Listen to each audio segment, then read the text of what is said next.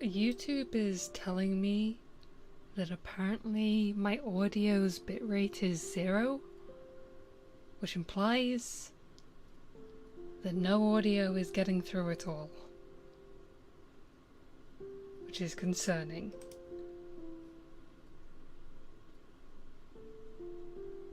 Am I audible? I can hear. Okay, it's just YouTube being weird. Okay, that's fine. If YouTube wants to be weird, I'll let it. It's just I've never seen it say. It does like to say like, oh, your video bitrate is lower than recommended, which is whatever. I don't care. But having it say that my audio is 0 is like, okay, that doesn't quite sound right.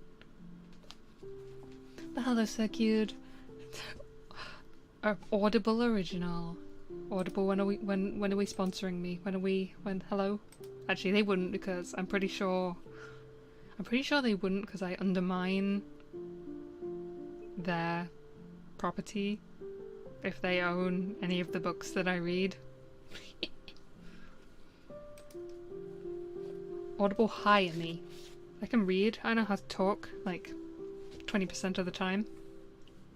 It's fine. But hi. Good evening. I have managed to remain awake. I successfully distracted myself by listening to X-Trinity on repeat more, and also feeling the total obliteration of self that I experience every time I try to do any kind of graphic design, because I tried to make the promo image for Riffrunners, and I'm not very good at graphic design, so I just was screaming the entire time. I wonder if there's well, I don't know if there's anybody like on official channels. I don't know if there's any like big enough VTubers who like regularly do like reading to, I guess, attract that kind of the kind of attention that would potentially get them found by someone who wants to hire them to read an audiobook. I mean, I know they do like to hire like celebrities for certain books. Actually, wasn't there like a celebrity who was actually reading 1984 that everyone was like, oh my god! 1984.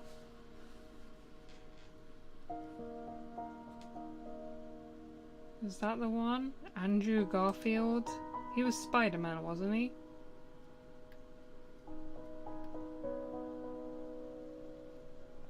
Celebrity audiobooks are common, actually. Crazy to me. Well, that makes sense, I guess. Although, apparently listening to a reading of 1984, length 3 hours and 27 minutes.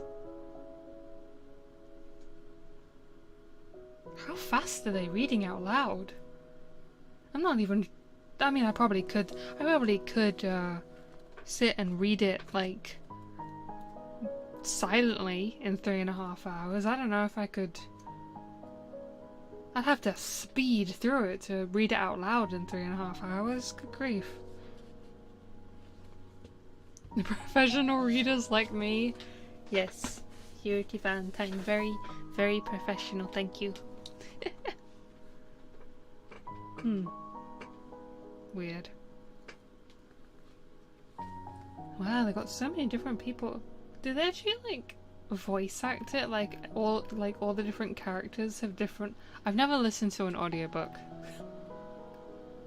Yeah, what the hell? They have everyone as voicing different characters in it. So Andrew Garfield is Winston in the audiobook. They're fun to listen to while you walk. Well, first off I need to get a pair of headphones I can plug into my phone, because I don't know where my old earphones are.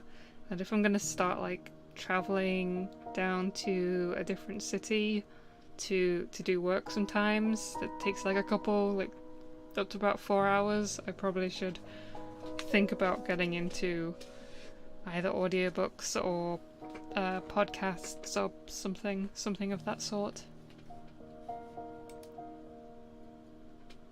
Maybe I'll finally listen to... Oh god, what's it called? What was that really popular one in the... Welcome to Night Vale. Everyone was crazy about Welcome to Night Vale when I was younger. There's another one called like Wolf something? Like Wolf and some numbers?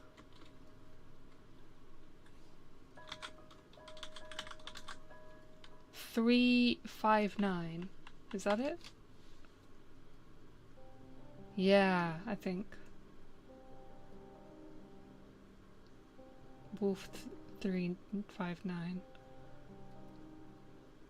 Oh yeah, and there's that one that's very popular. Well, I don't know if it's popular now, but I think it was popular a couple years ago. The Magnus Archives. That's another one that I see people mention pretty often.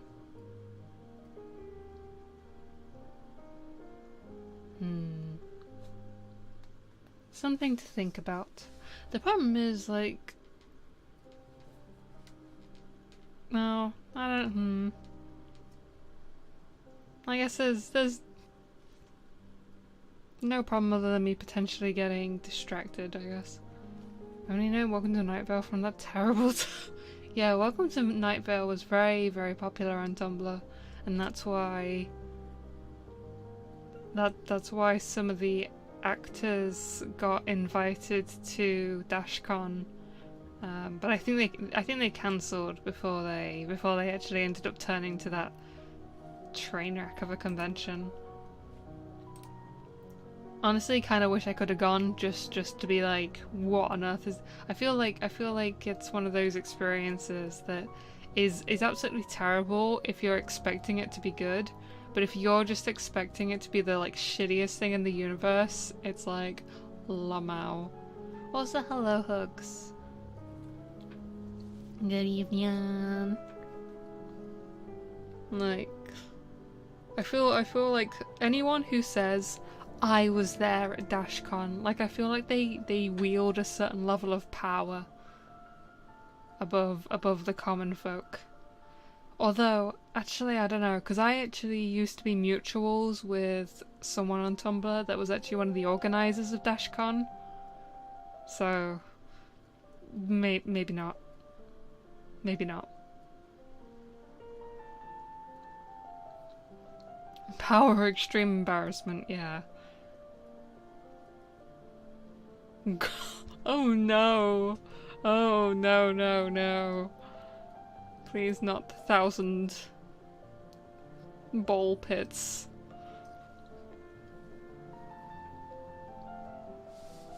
But no, I think probably the people who had the most fun there were people who went with like a group of friends and just like messed around and didn't really like worry about all the convention aspects of it. I think it made people slightly afraid of new conventions though. Like there's a convention coming up in August in the UK, a VTuber convention, and like when I first heard about it I was like, is this real? Is this fake? Is this just gonna be like VTuber DashCon?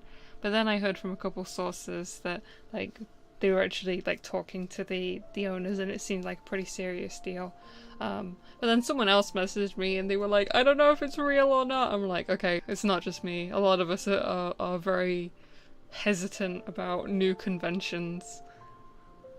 None of us want DashCon 2. None of us. Who knows if the human race is even ready for DashCon 2.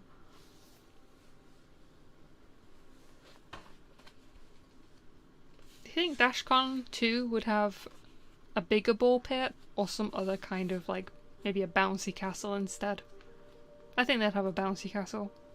I think that'd be funny. Anyway, I'm gonna read 1984. I'm gonna close all my tabs and then open up Tumblr so I can see if somebody is shadow banned by YouTube so I can actually see what they write. Had the same size ball pit oh my god, I forgot about the TwitchCon foam pit of death! Yeah, what happened to that woman who broke her back? Is she okay? Did she end up being alright? Isn't DashCon 2 just Offkai? I believe that Offkai actually managed to be pretty successful. I wouldn't know though, I've never been. Isn't it this month though? Isn't Offkai happening like literally later this month? Offkai. Yeah, May 31st. To the June the 2nd. Wow, it's gonna be time to feel that FOMO. I love FOMO. I love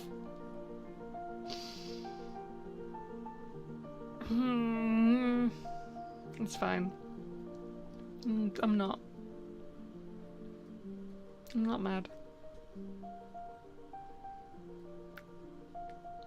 I probably wouldn't have the greatest time anyway, because I'd be constantly having like a fear of whether like being witnessed. I wouldn't know, like, you know, do I completely hide my identity from everyone and not talk to anyone at all? Do I just like find a small group of people to just kind of like follow around silently like a shadow?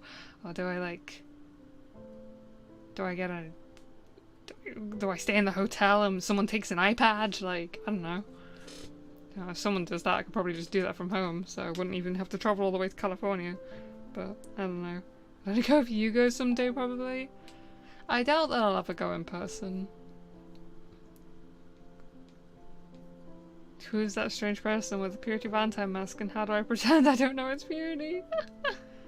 Depending on who you follow might give things away too. Oh, damn. Okay, I gotta follow viewers around, because I guess people won't know their voices as well as other VTubers. I gotta be like, hey, are you a viewer? Do you watch Purity Valentine? No? Perfect. Okay, I'm gonna follow you.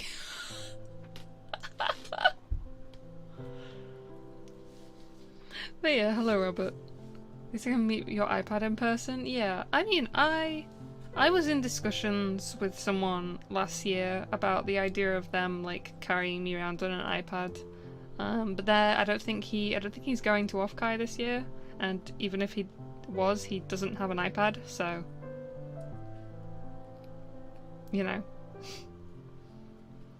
But I'd like it if one day I was able to go on an iPad. Get one of those cool like robot machines that I can drive around the convention by myself. Be a terror. Yeah. Person who doesn't speak must be a VTuber. Well, anyone who doesn't speak, yeah, they might be a VTuber, but there's no way you're going to be able to tell which VTuber they are until they open their mouth, unless they've already like face revealed at some other time. That's the other thing, if I go to a convention in America, the second I speak, I would stand out more having a British accent. It does start to narrow things down slightly. I know there are a lot of British VTubers, but if someone is like specifically trying to listen out, just be drunk. I think they kick you out for that. I think the hotel might kick me out for being completely wasted all the time.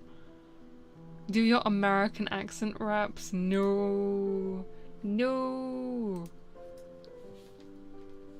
I don't want to lose my British accent.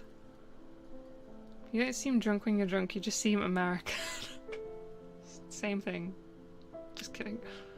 Atropa learned that firsthand. Wait, what happened? What happened to Atropa? That even spies got caught out for mannerisms and accents from their home country. Damn, I'm gonna say thank you to someone for opening a door for me, and it's over. It's so frickin' over. Got drunk and kicked out by the Atropa. Why? I mean, that does sound like her. She really is just out there living in the middle of the woods around cryptids with a bunch of guns and moonshine. I was thinking when she was identified by another VTuber at the bar. Wait, did that happen as well? Oh my god. I feel like the thing is with Atropa though, if I ran into her, I feel like I wouldn't be looking for someone who looks like Atropa. I would be looking for someone dressed as Beatrice. Gaston called her Atropa and she answered before no. No! Oh, see, that would happen to me as well. If someone yelled purity, like I would instinctively just be like, oh, it's me. Like I wouldn't. I don't think I could even like stop myself. I mean, I'd probably flinch at the very least. Para, don't call us that. Don't call us that. But hello. Purity. Whoa, who said that? Identify from the dress. She's always wearing the Beatrice ball gown. I think it was Sorrel.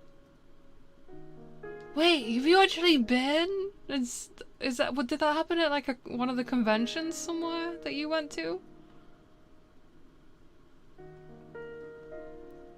I think Para was an incredible entrance.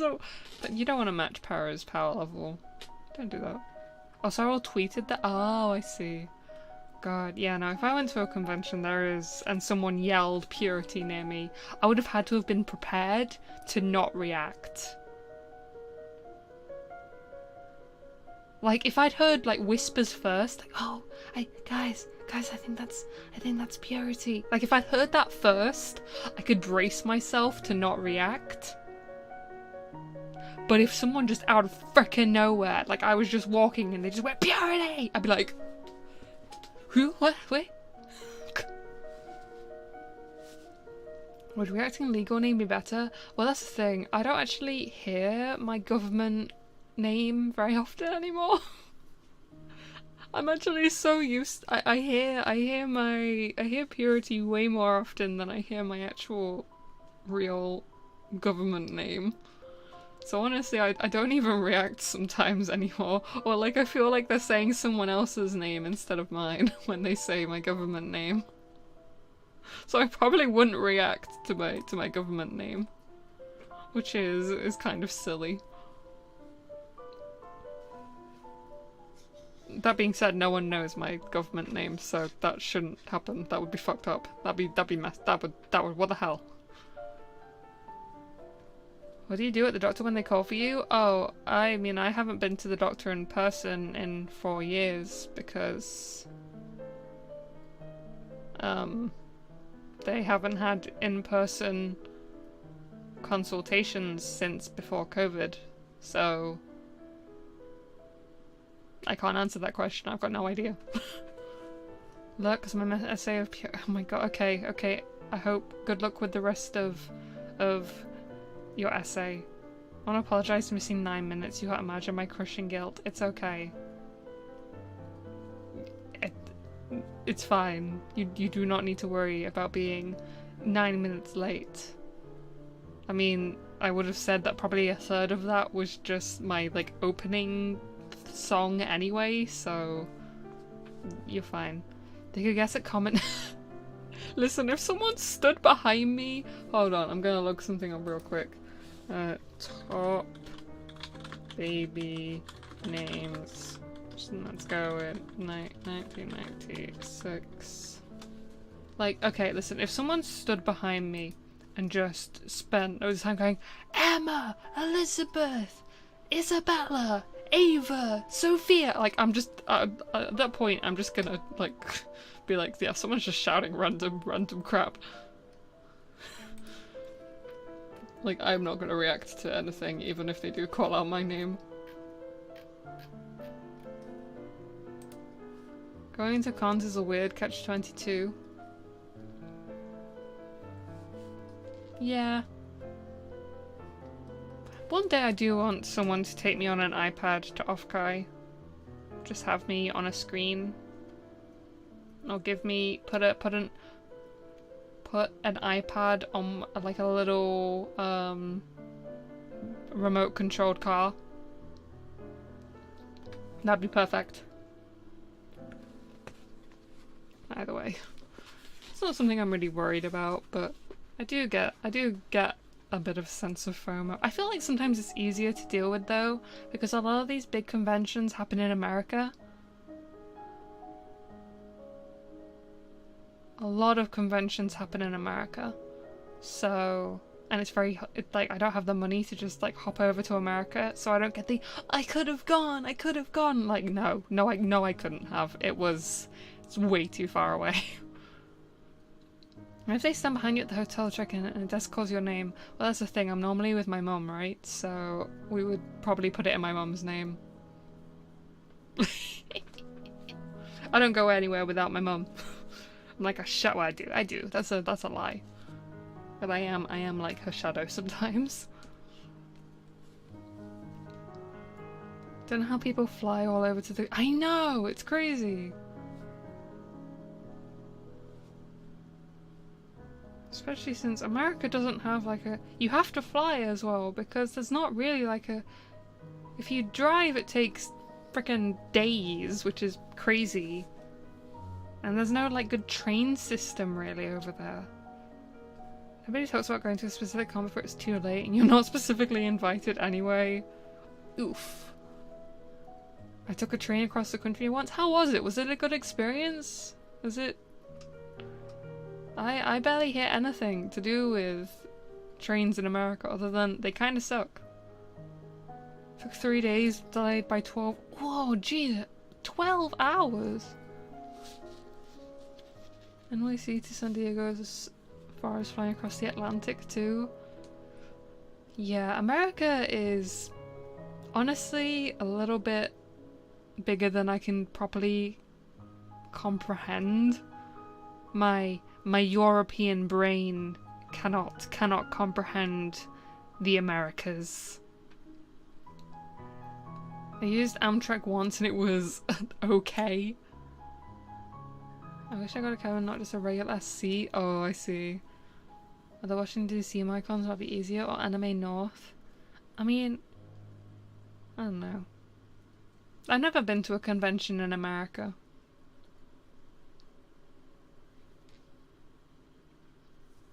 Yeah, that's... I used to go... I haven't been to conventions in England for a long time either, but... Even then, I feel like I don't really treat conventions like I see a lot of people treating conventions. A lot of people are like, oh, I go to conventions to hang out with my friends. No. I go there to see what the most popular anime is, scout out the artist alley, walk around 500 times, watch the cosplay show, and then go home. That's about it. No, like I don't really meet up with anyone. Like loads of people are like, yeah, we'll hang out at the convention. I'm like, who? I'm not used to this concept of people hanging out. Rocky Mountains are incredibly beautiful.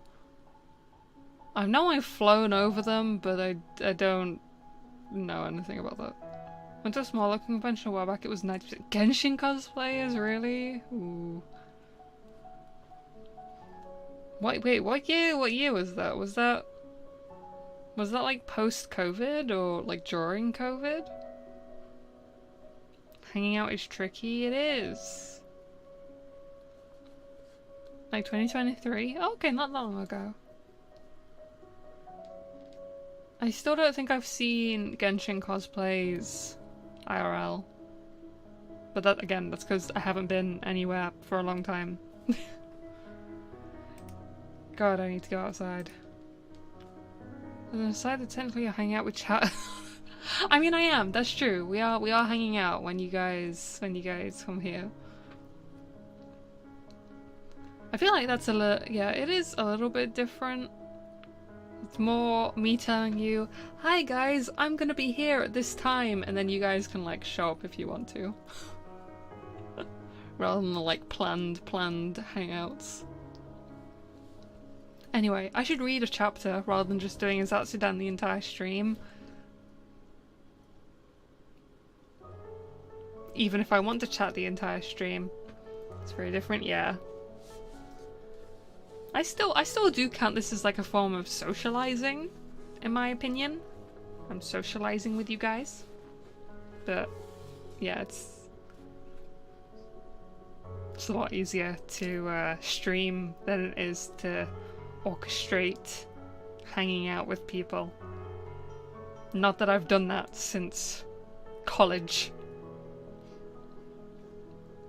The urge to chat depends on how much you streamed in a week. It's true! It's real! Yeah, because I missed my stream yesterday, I'm now like... Yappa Supreme.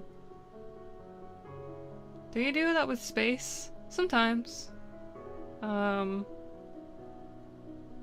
a bit avoidant, so... Sometimes it's I disappear off the face of the earth for long periods of time. But yeah, no, I hang out with space sometimes. I guess when I was thinking about hanging out there, I was thinking like a group of people. But even then, wrangle. I feel like I'm the one who's difficult to wrangle. Imagine being up on stage with all 30 of your listeners listening in person. Wouldn't that be fun? I mean, fortunately, I wasn't particularly, like, terrible at public speaking, but, that would still be a lot. Oh god, because then I'd be able to see people's face reactions and emotions. Oh no! No! Oh. We're planning to see the eclipse. Are you interested? Are we taking a boat off the side of Ireland and heading out into the middle of the ocean to watch the eclipse and not be murdered?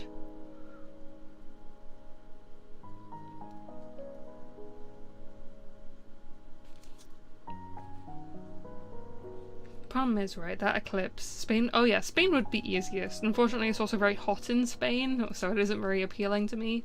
But then the other place that it crosses over is Iceland, and unfortunately Iceland is actually really expensive to visit, and wonder if anyone is bothering with it? Probably not. I mean, there's gonna be more eclipses.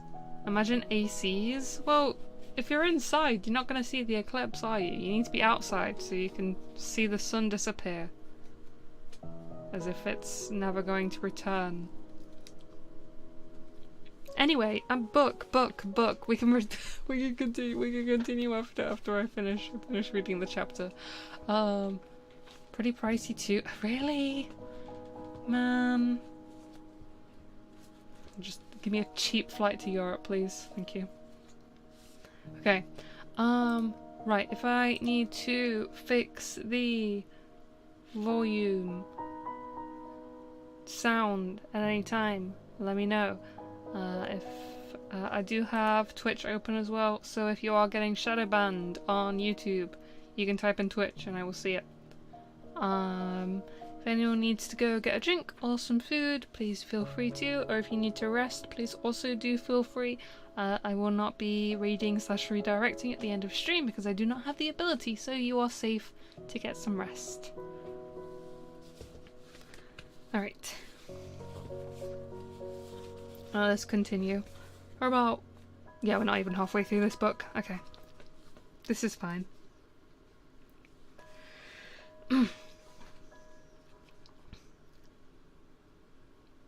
Chapter 3.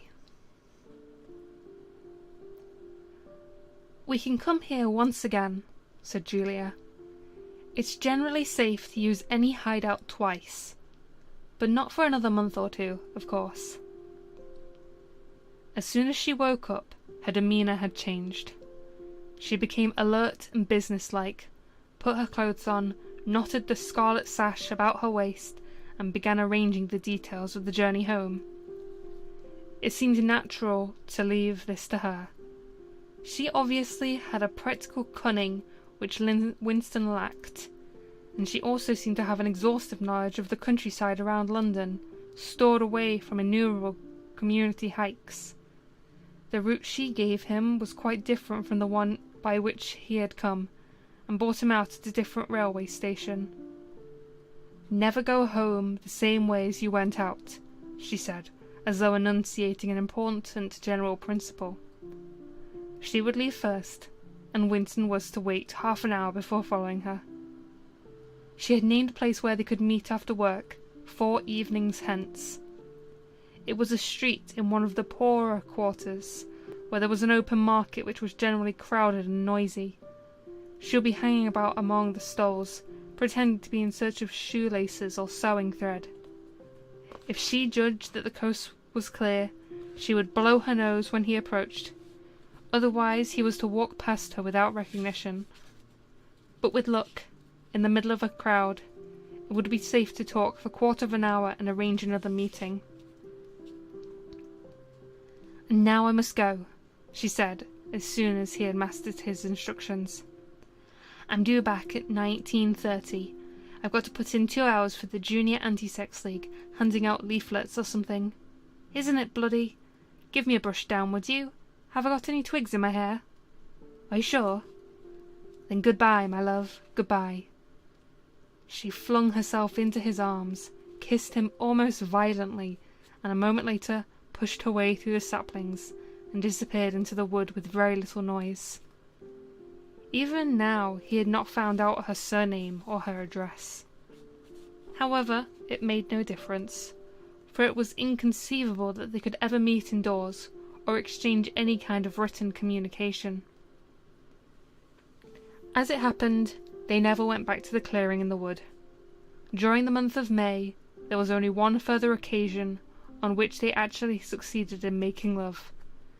That was another hiding place known to Julia, the belfry of a ruinous church in an almost deserted stretch of country where an atomic bomb had fallen 30 years earlier. It was a good hiding place when once you got there, but the getting there was very dangerous. For the rest, they could meet only in the streets, in a different place every evening, and never for more than half an hour at a time. In the street it was usually possible to talk, after a fashion. As they drifted down the crowded pavements, not quite abreast and never looking at one another, they carried on a curious, intermittent conversation, which flicked on and off like the beams of a lighthouse, suddenly nipped into silence by the approach of a party uniform or the proximity of a telescreen, then taken up again minutes later in the middle of a sentence, then abruptly cut short as they parted at the agreed spot, then continued almost without introduction on the following day. Julia appeared to be quite used to this kind of conversation, which she called talking by installments. She was also surprisingly adept at speaking without moving her lips. Just once in almost a month of nightly meetings, they managed to exchange a kiss. They were passing in silence down a side street. Julia would never speak when they were away from the main streets. When there was a deafening roar, the earth heaved and the air darkened, and Winston found himself lying on his side, bruised and terrified. A rocket bomb must have dropped quite near at hand. Suddenly he became aware of Julia's face a few centimeters from his own. Deathly white, as white as chalk. Even her lips were white. She was dead. He clasped her against him and found that he was kissing a live, warm face. But there was some powdery stuff that got in the way of his lips. Both of their faces were thickly coated with plaster. There were evenings when they reached their rendezvous and then had to walk past one another without a sign, because a patrol had just come around the corner or a helicopter was hovering overhead. Even if it had been less dangerous, it would still have been difficult to find time to meet. Winston's working week was 60 hours. Julia's was even longer, and their 3 days varied according to the pressure of work. It did not often coincide. Julia, in any case, seldom had an evening completely free. She spent an astonishing amount of time attending lectures and demonstrations, distributing literature for the Junior Anti-Sex League, preparing banners for Hate Week, making collections for the Savings Campaign, and such like activities. It paid, she said. It was the camouflage. If you kept the small rules, you could break the big ones. She even induced Winston to mortgage yet another one of his evenings by enrolling himself for the part-time munition work, which was done voluntarily by zealous party members. So one evening every week, Winston spent 4 hours of paralyzing boredom, screwing together small bits of metal, which were probably parts of bomb fuses, in a drafty, ill-lit workshop where the knocking of hammers mingled drearily with the music of the telescreens. When they met in the church tower, the gaps in their fragmentary conversation were filled up. It was a blazing afternoon. The air in the little square chamber above the bells was hot and stagnant, and smelt overpoweringly of pigeon dung.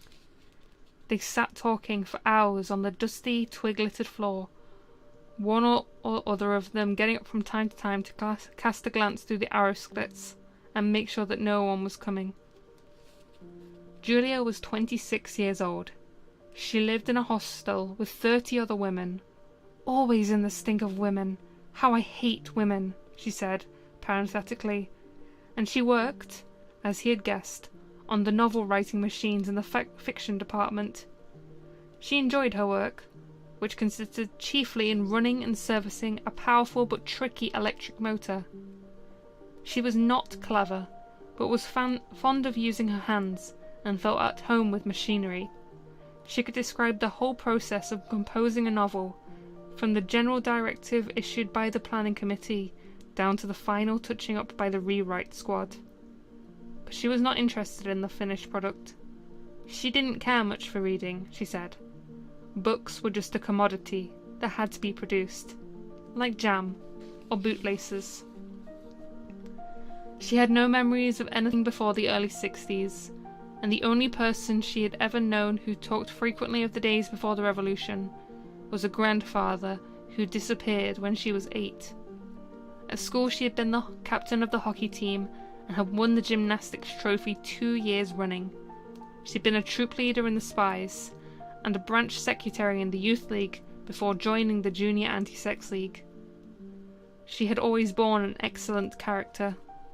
She had even, an infallible mark of good reputation, been picked out to work in Pornosect, the section of the fiction department which turned out cheap pornography for distribution among the proles. It was nicknamed Muck House by the people who worked in it, she remarked.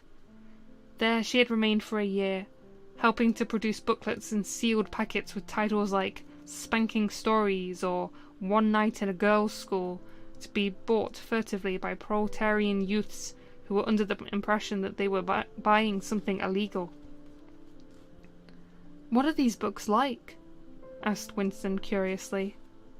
"No, ghastly rubbish. They're boring, really. They only have 6 plots, but they swap them round a bit. Of course, I was only on the kaleidoscopes. I was never in the rewrite squad. I'm not literary, dear. Not even enough for that." He learned with astonishment that all the workers in the pornosec, except for the head of department, were girls. The theory was that men, whose sex instincts were less controllable than those of women, were in greater danger of being corrupted by the filth they handled. "They don't even like having married women there," she added. "Girls are always supposed to be so pure. Here's one who isn't, anyway." She had her first love affair when she was 16, with a party member of 60, who then later committed suicide to avoid arrest. "And a good job too," said Julia. "Otherwise they'd have had my name out of him when he confessed." Since then there had been various others. Life as she saw it was quite simple. You wanted a good time. They, meaning the party, wanted to stop you having it. You broke the rules as best you could. She seemed to think it was just as natural that they should want to rob you of your pleasures so that you would want to avoid being caught. She hated the party, and said so in the crudest words, but she made no general criticism of it. Except where it touched upon her own life, she had no interest in the party doctrine. He noticed that she never used the newspeak words, except for ones that had passed into everyday use. She had never heard of the Brotherhood, and refused to believe in its existence. Any kind of organised revolt against the party, which was bound to be a failure, struck her as stupid. The clever thing was to break the rules and stay alive all the same. He wondered vaguely how many others like her there might be in the younger generation. People who had grown up in the ward of the revolution, knowing nothing else, accepting the party as something unalterable, like the sky, not rebelling against its authority, but simply evading it, as a rabbit dodges a dog. They did not discuss the possibility of getting married. It was too remote to be worth thinking about. No imaginable committee would ever sanction such a marriage, even if Catherine, Winston's wife, could somehow have been gotten rid of. It was hopeless, even as a daydream. "What was she like, your wife?" said Julia. "She was... Do you know the newspeak word good thinkful? Meaning naturally orthodox, incapable of thinking a bad thought." "No, I didn't know the word, but I know the kind of person right enough." He began telling her the story of his married life, but curiously enough she appeared to know the essential parts of it already. She described to him, almost as though she had seen or felt it, the stiffening of Catherine's body as soon as he touched her, the way in which she seemed to be pushing him from her with all her strength, even when her arms were clasped tightly around him. With Julia he felt no difficulty in talking about such things. Catherine, in any case, had long ceased to be a painful memory and become merely a distasteful one. "I could have stood it if it hadn't been for one thing," he said. He told her about the frigid little ceremony that Catherine had forced him to go through on the same night every week. She hated it, but nothing would make her stop doing it. She used to call it, you'll never guess, "our duty to the party," said Julia promptly. "How did you know that?" "I've been at school too, dear. Sex talks once a month for the over 16s. And in the youth movement. They rub it into you for years. I dare say it works in a lot of cases. But of course you can never tell. People are such hypocrites." She began to enlarge upon the subject. With Julia, everything came back to her own sexuality. As soon as this was touched upon in any way, she was capable of great acuteness. Unlike Winston, she had grasped the inner meaning of the party's sexual puritanism. It was not merely that the sex instinct created a world of its own which was outside the party's control, and which therefore had to be destroyed as possible. What was more important, that sexual privatization induced hysteria, which was desirable because it could be transformed into war fever and leader worship. The way she put it was, when you make love, you're using up energy, and afterwards you feel happy and don't give a damn for anything. They can't bear you to feel like that. They want you to be bursting with energy all the time. All this marching up and down and cheering and waving flags is simply sex gone sour. If you're happy inside yourself, why should you get excited about Big Brother and the 3-year plans and the 2 minutes hate and the rest of their bloody rot? That was very true, he thought. There was a direct, intimate connection between chastity and political orthodoxy.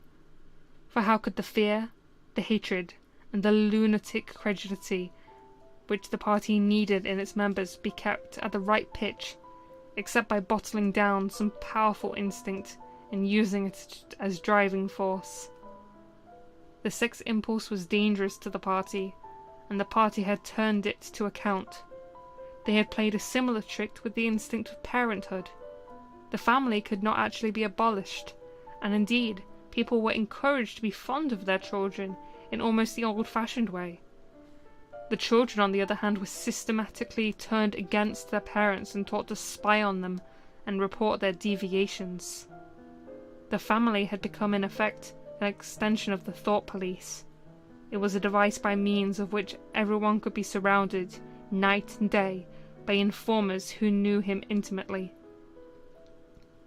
Abruptly, his mind went back to Catherine. Catherine would unquestionably have denounced him to the thought police if she had not happened to be too stupid to detect the unorthodoxy of his opinions. But what really recalled her to him at this moment was the stifling heat of the afternoon, which had brought a sweat out on his forehead. He began telling Julia of something that had happened, or rather, had failed to happen, on another sweltering summer afternoon, 11 years ago. It was 3 or 4 months after they were married. They had lost their way on a community hike somewhere in Kent.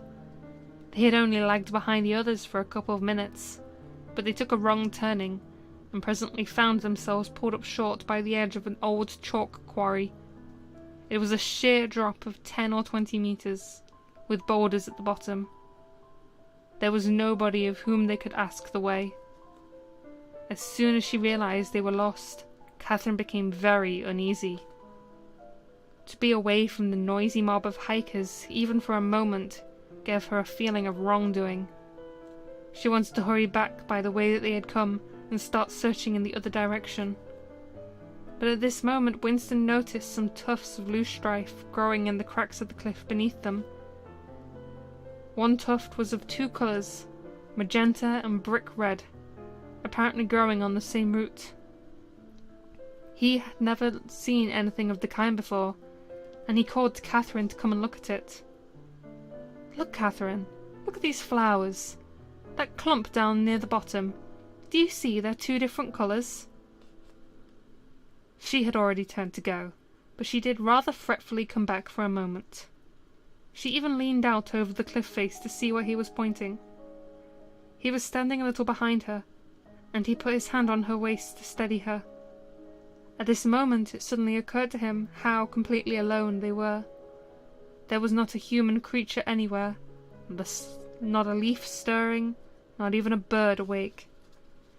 In a place like this, the danger that there would be a hidden microphone was very small, and even if there was a microphone, it would only pick up sounds. It was the hottest, sleepiest hour of the afternoon. The sun blazed down upon him, the sweat tickled his face, and the thought struck him. "Why didn't you give her a good shove?" said Julia. "I would have." "Yes, dear, you would have. I would have, if I had been the same person then as I am now. Or perhaps I would... I'm not certain." "Are you sorry you didn't?" "Yes. On the whole, I'm sorry I didn't." They were sitting side by side on the dusty floor. He pulled her closer against him. Her head rested on his shoulder, the pleasant smell of her hair conquering the pigeon dung. She was very young, he thought. She still expected something from life. She did not understand that to push an inconvenient person over a cliff solves nothing. "Actually, it would have made no difference," he said. "Then why are you sorry you didn't do it?" "Only because I prefer a positive to a negative. In this game we're playing, we can't win. Some kinds of failure are better than other kinds. That's all." He felt her shoulders give a wiggle of dissent. She always contradicted him when he said anything of this kind. She would not accept it as a law of nature that the individual is always defeated. In a way she realized that she herself was doomed, that sooner or later the thought police would catch her and kill her. But in another part of her mind she believed that it was somehow possible to construct a secret world in which you could live as you chose. All you needed was luck and cunning and boldness. She did not understand that there was no such thing as happiness, and that the only victory lay in the far future, long after you were dead, that from the moment of declaring war on the party, it was better to think of yourself as a corpse. "We are the dead," he said. "We're not dead yet," said Julia prosaically. "Not physically. 6 months, a year, 5 years, conceivably. I am afraid of death. You are young, so presumably you're more afraid of it than I am. Obviously, we shall put it off as long as we can. But it makes very little difference. So long as human beings stay human, death and life are the same thing." "Oh, rubbish. Would you rather sleep with me or a skeleton? Don't you enjoy being alive? Don't you like feeling? This is me. This is my hand. This is my leg. I'm real. I'm solid. I'm alive. Don't you like this?" She twisted herself round and pressed her bosom against him. He could feel her breasts, ripe yet firm, through her overalls. Her body seemed to be pouring some of its youth and vigour into his. "Yes, I like that," he said. "Then stop talking about dying. And now listen, dear, we've got to fix up about the next time we meet. We may as well go back to the place in the wood. We've given it a long time rest. But you must get there by a different way this time. I've got it all planned out. You take the train, but look, I'll draw it out for you." And in her practical way, she scraped together a small square of dust, and with a twig from a pigeon's nest, began drawing a map on the floor.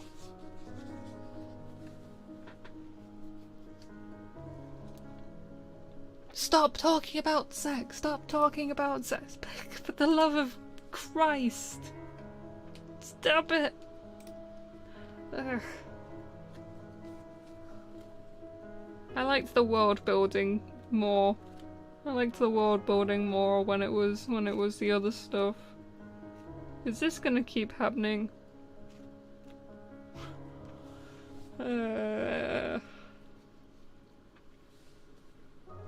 Where's my bookmark? There it is.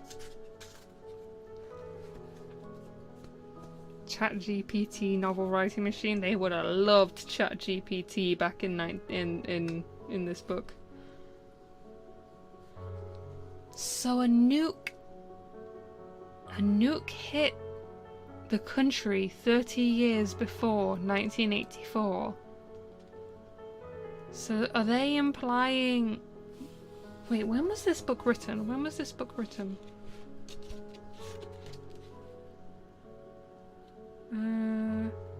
1949. So he was assuming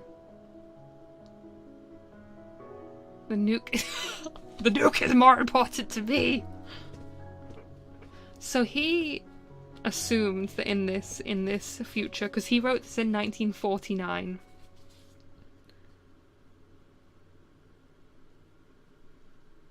And then the words... Oh, okay, you cut... No writing about sex! The nuke is just metaphor. No!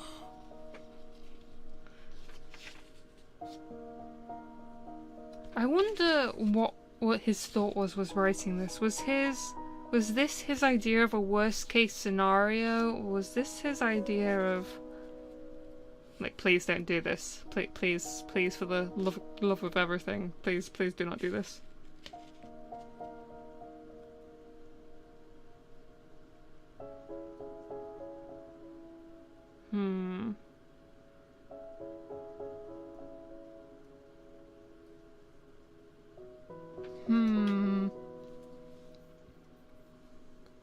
Assumed it was a warning in spite of abject defeatism. I mean, he saw a lot of stuff. He went through... He was born in India, which in the early 1900s... I can't remember when India fought for their independence, or whether it was still under British control at that point. It was probably still under British control at that point. He could have seen some pretty terrible things. And then... he served with the Indian police. And then he came to England and worked as a school teacher. And then he went to go to Spain to fight during the Civil War. And then also he served in the Home Guard for the Second World War. It's an anti-revolutionary book.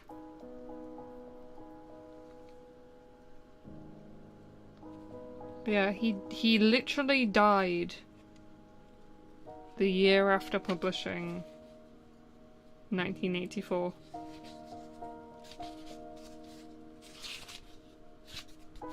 Didn't want to see the world that he predicted.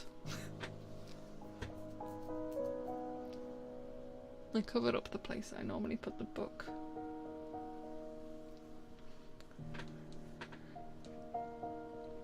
I think it's I think it's a good read. Even, how much? 75? Yeah, 75 years later, it's interesting.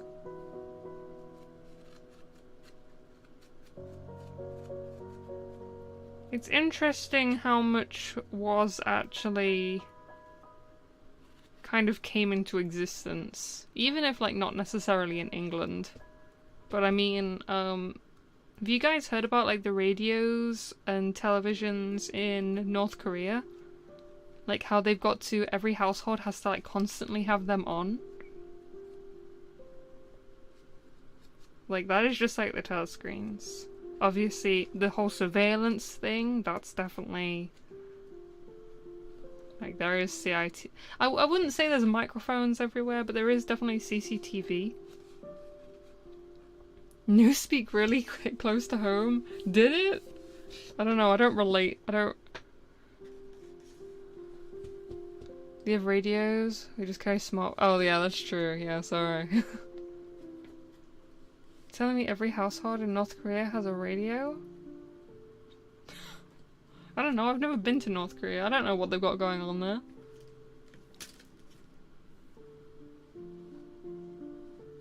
The word unalive via TikTok is straight out of this book. Oh god, that's true. Oh god. We gotta stop the TikTok kids. We gotta crowdfund your trip to North Korea. I would genuinely be curious to visit North Korea. Although I feel like it would be kinda...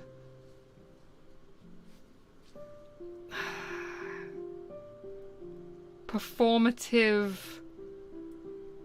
tourism? Fury no? What do you mean Fury no? I can... understand that was a joke. I'm curious. I know that you don't, if you go to a country like that, you don't actually see the real side of it. Like, they show you a very, very specific... literally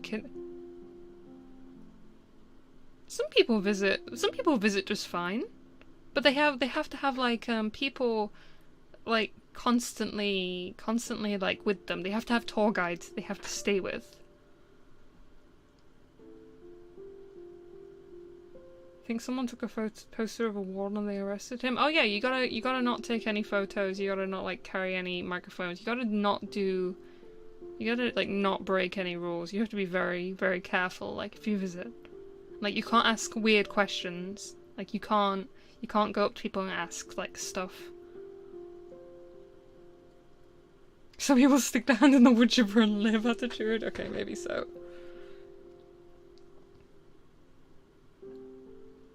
I don't know.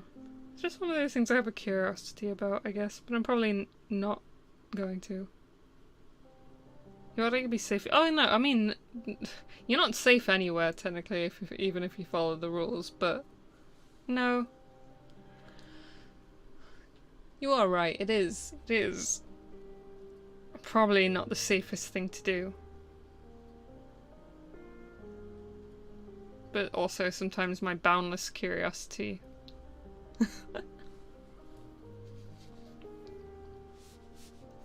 I do like traveling. I do want to see the world, but I don't want to I don't want to die while doing it, so, you know.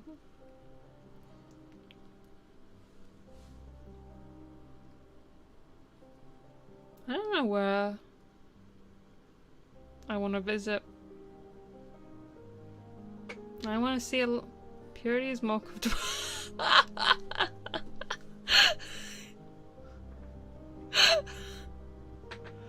I'm worried. Don't worry.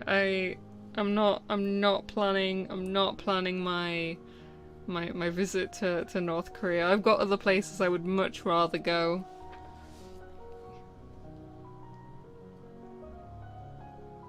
Traveling landscape photographers and by accident without knowing them. Ooh.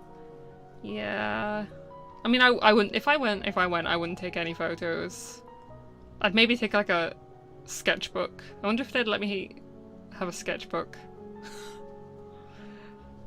And draw landscapes. It's bloody expensive anyway, guys. Seriously? Man.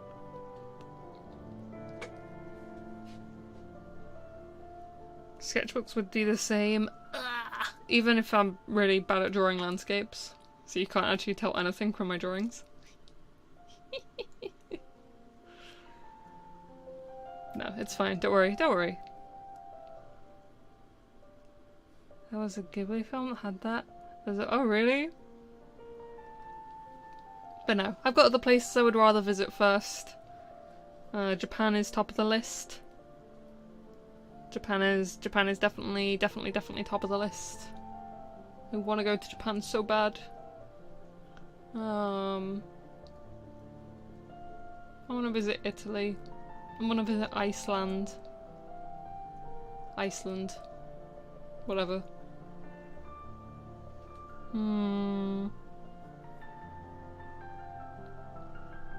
I want to visit Northern Europe.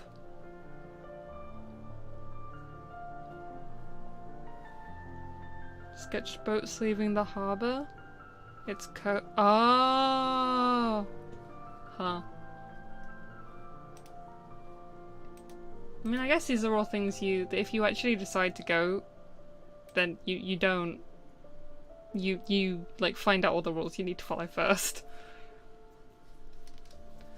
That's one place that I don't think you get away with being an ignorant tourist. Anyway.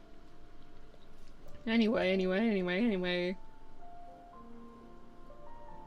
I should finish stream for the night. This was a weird topic. This was a weird topic to get onto.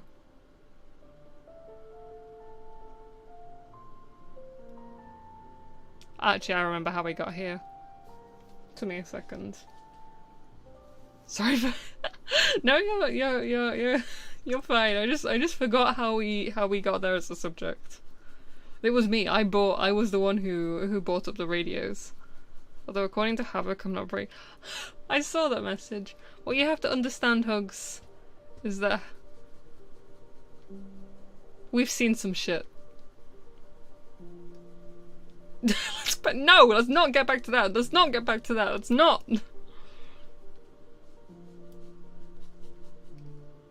Yeah, sorry, Hugs. Compared to the darkness of the internet.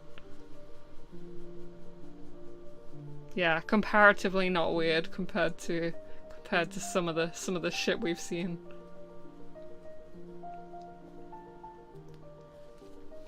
Alright.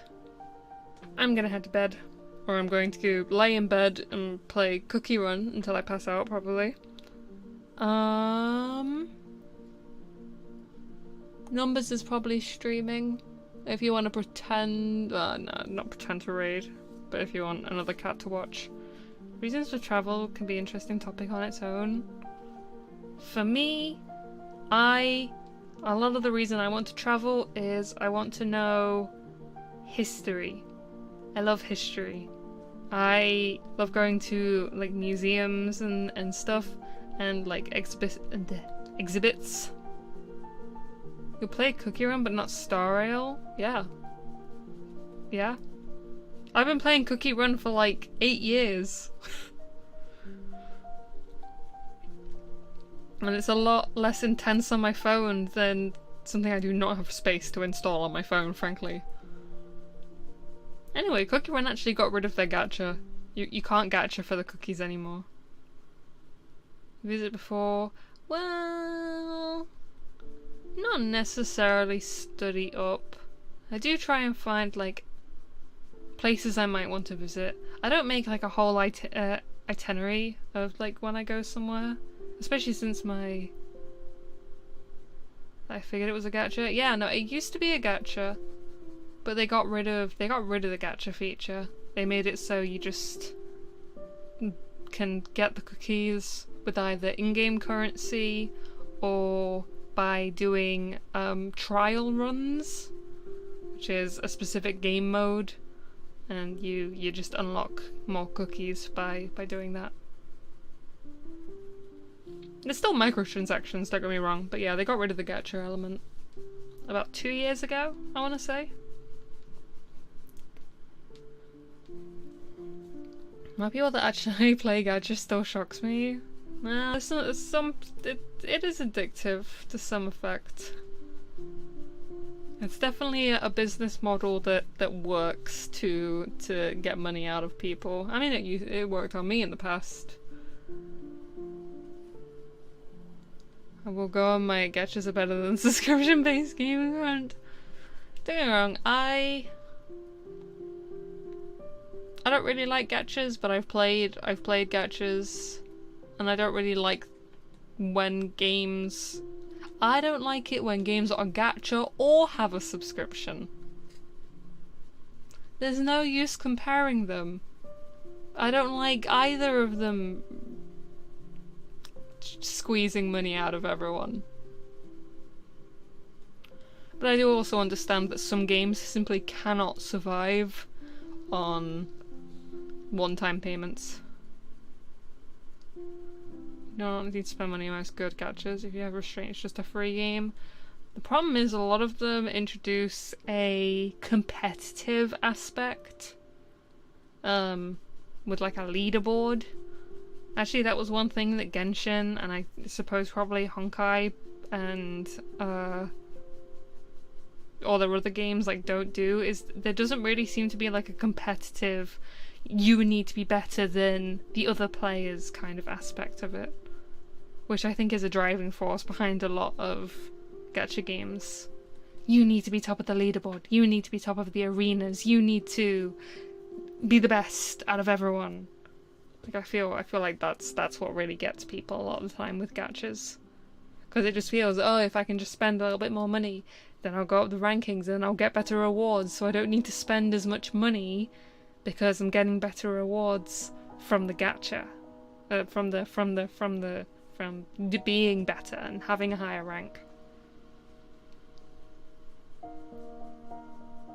I just do like to waste one time, so I guess most games want to keep people playing. Yeah, that was always a weird thing actually I found about games with stamina. I don't like games with a stamina system very much. I mean, I still played some. I mean, like Love Live was literally stamina based. I think actually Project Sekai, Colorful Stage, is also stamina based. Like, you can only play for a certain amount of time before you run out of stamina and you need to wait for it to like return. And that just seems weird to me, because like, don't you want to keep someone on your game? Isn't that like a main principle of that kind of game design? I don't know, maybe that's just me. The rifle whales that just spend— oh yeah, I mean whales are the main thing that keeps a lot of games alive. Depends what you use the stamina on. They want people to come back daily, not play the game 24/7. Yeah, I suppose.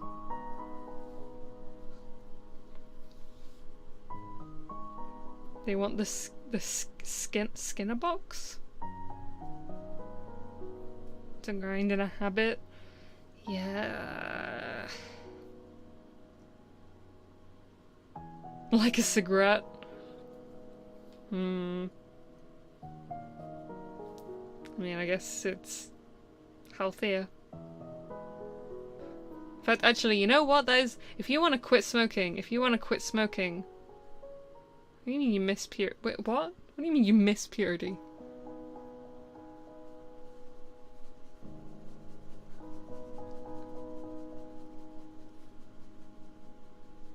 Is a Skinner box that turns bad chat messages in comfy vibes. So Twitter doesn't load. Open Twitter on phone. Oh, okay, I see. Yeah, me. Hi. Close Twitter, open Twitter loops. I hate that. I hate it when I close an app and then I immediately reopen the app. Like, what am I? Or when I like close it on my PC and open it on my phone instead. It's like, hello? Stop it. I hate doing that.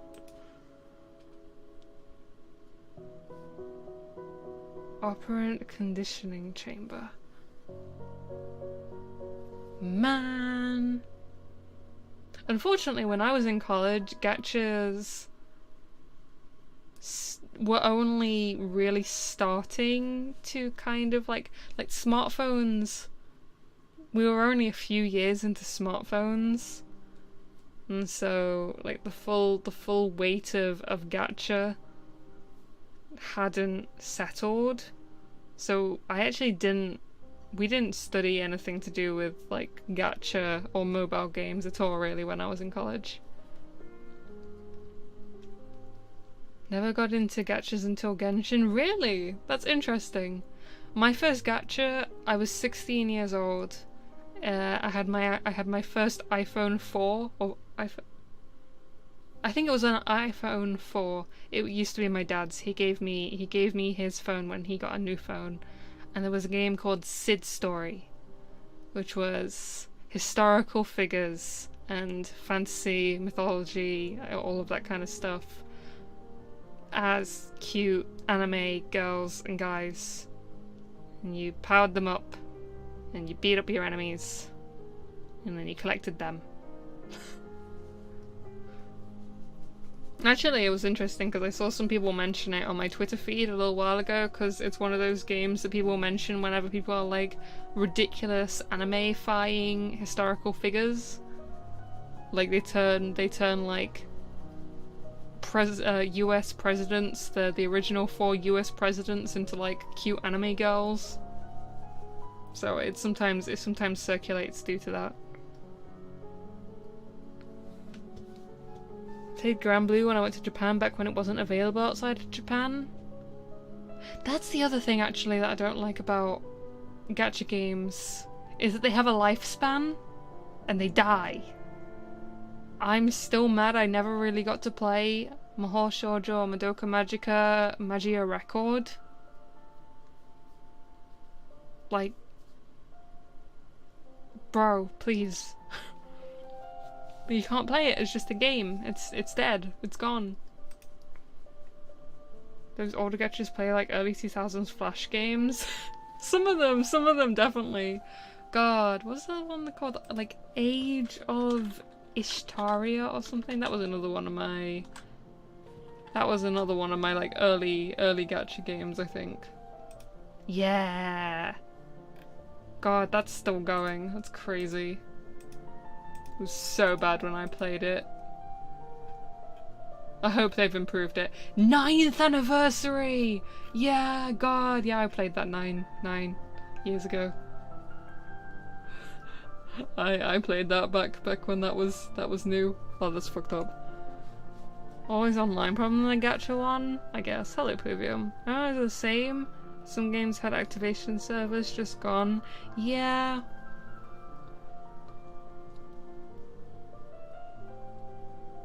We need games. If you're gonna take the games offline one day, please put an offline version back for us eventually.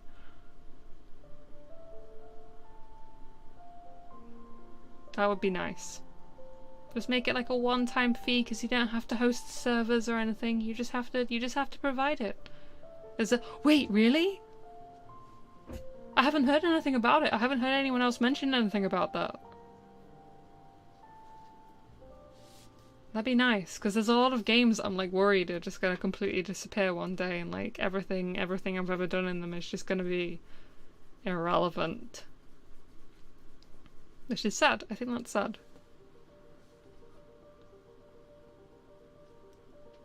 They want you to rebuy the game for every new platform. Skyrim flashbacks. Although that is offline, so technically, like, you can just play that. Ross Game Dungeon?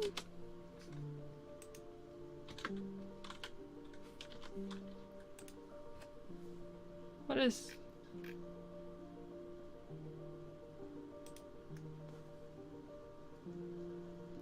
Link to video?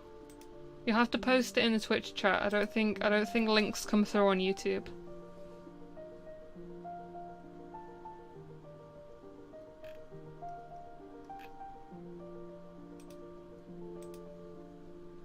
Stop killing games. Not even YouTube links? Nope! YouTube hates everyone. Don't trust anyone, not even yourself. So Freeman's Mind Guide also does Ross Games, dungeon video about Kusage. Oh, I see. Okay, so it's like a specific video.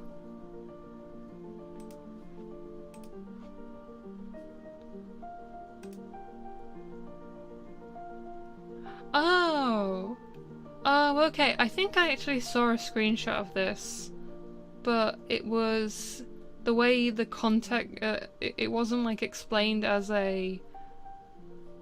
about being like this. It was. I think the person using this video or talking about this video was talking more about specifically Nintendo and the fact that they don't. Like, they have all their games, but they just stop people from being able to access them. So, okay, actually this is about more stuff. Actually, it's a long video, yeah, Jesus. StopKillingGames.com. Okay. I will watch that when I'm conscious. I will watch that when I am alive, which is not right now, because I'm very tired. Okay, good to know. I don't even know if I could still play, oh god, I forgot its name. You've got Fire Emblem Revelations. I don't even know if, like, I haven't checked my DS to see, like, I purchased Revelations, but I don't know if I actually downloaded Revelations. So I don't know if I could ever, if I ever can play Revelations. And even then, no one else can ever play, like, acquire Revelations legally. No one can do it legally ever again, because it never was released physically. It was only once you had played Birthright or Conquest. I still haven't emulated, in my entire time as a VTuber, I've still not emulated anything myself. But yeah, I'll have to open up my DS at some point and see if I actually can play Revelations, because I don't know. I never finished it. I never finished Revelations. Moral Cat? Hey, it's not moral. What is it? I don't know. I don't know the reason why I don't pirate. Or I don't, emulate. Like, I don't have a, like, if someone else emulates, then, like, go for it. But for some reason, I don't know, it just kind of seems like a hassle. Maybe I'm just lazy. Maybe that's the trick. I'm coaxed my computer. Oh god. I hope you are using something that auto-saves. Good luck, Para. Limited time events that simply never reappear. God, that's true. Purity 7 lazy. What would that look like? It's over. Good luck, Para. Be strong. Guess too much of a hassle compared to Steam is a good I don't think it's a good reason. I think it might be a reason, but it's I'm not convinced me being lazy is a good reason. It is just easy though. It is nice and convenient to just pick up a game on Steam and play it.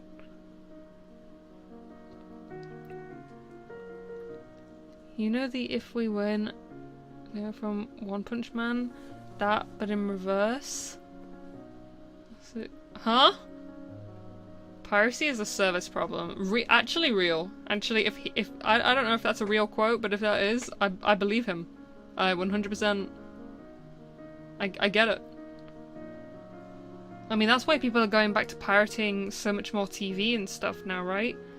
Because it was convenient for a while that you could just have like Netflix and basically get like a whole thing. But now if you want to watch TV shows, you need Netflix and Hulu and Disney Plus and Amazon TV and all of this other stuff. And so that's why people have gone back to now pirating more for TV stuff. Because it's not convenient to have 1 million subscriptions just to watch a TV program. Pirate everything, food, money, credit cards, identification. You shouldn't admit to that. Even if you are doing that, you should not admit to doing any of that. For the love of God.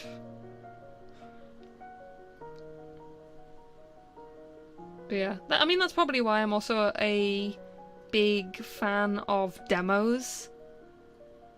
I'm a big fan of try before you buy, and if they can provide it, a try before you buy properly in the form of a demo, then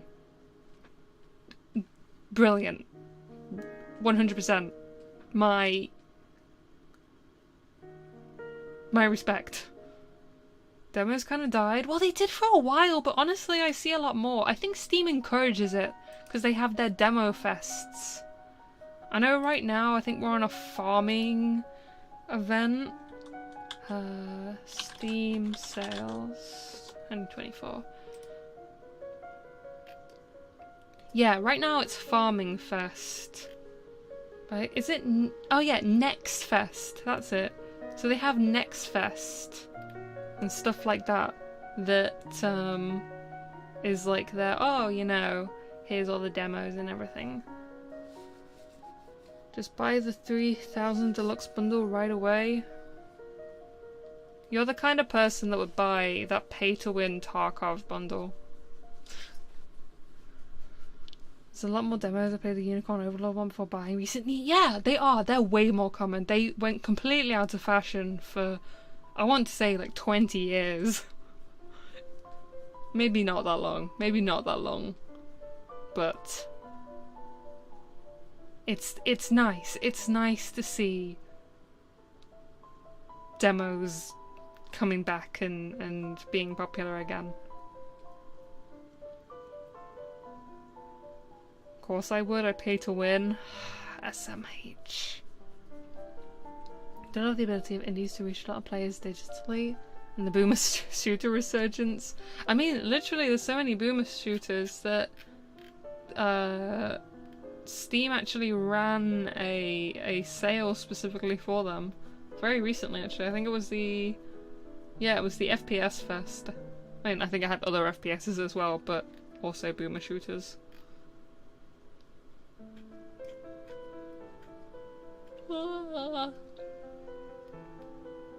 Only 55 days to go until the Steam Summer Sale, when I can start being a gremlin about everyone's Steam trading cards again. Ikuze! Anyway.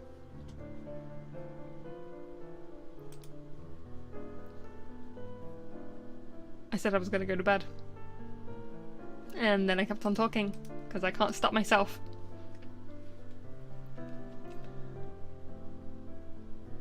One more week of school. Good luck. You can pass. You can do it. I would say then you're going to be free, but you're not, because you're going into training for being a bit of an idiot. Have a good night. Good night arc. The one game also brought speed of Doom 1+2 back into a mix. Good for them. I don't know which specific game you're talking about, but I mean, I'm happy for all these old games and indie games. I'm happy for games. I love games, guys. I hate games, but I love games. But yeah, I'm gonna get some rest. Have a good night. Get something to eat. Hope you enjoy the bank holiday coming up. Yeah, May Day, isn't it? I kind of forgot that it was May Day coming up. So I've not got anything planned for it, but it's fine. With the coins, oh, Ultra Kill. Yeah, Ultra Kill is very popular. I don't know, did that really have anything to do with Doom? Whatever, it's fine. You won't be a NEET soon and you'll appreciate it. Even with the job that I have, it's not like a 9 to 5. Like, even when my first day happens, basically how it works is whenever they need an extra pair of hands is when I'll be called in. It's not going to be for like it's not going to be like super regular, at least not at first. If it goes well, maybe they'll consider hiring me like in a more like full or at least part-time capacity, but for now it's just contract work. Gig work. I hear that, but sometimes I still hear the voice. Yeah. Sometimes I'm really good at not shutting up. Anyway. Have a good night. Get something to eat. Get something to drink. Get some rest. And I will see you. Think of more topic. No! Schedule I'll be making on Saturday. I'm not going to stream next Wednesday because I've learned that apparently it's my limit to only do one thing per day. StarCraft on Monday, probably. Good night. Annyeasumi. Good night, good night. Where's my YouTube? Oh, there it is. Good night.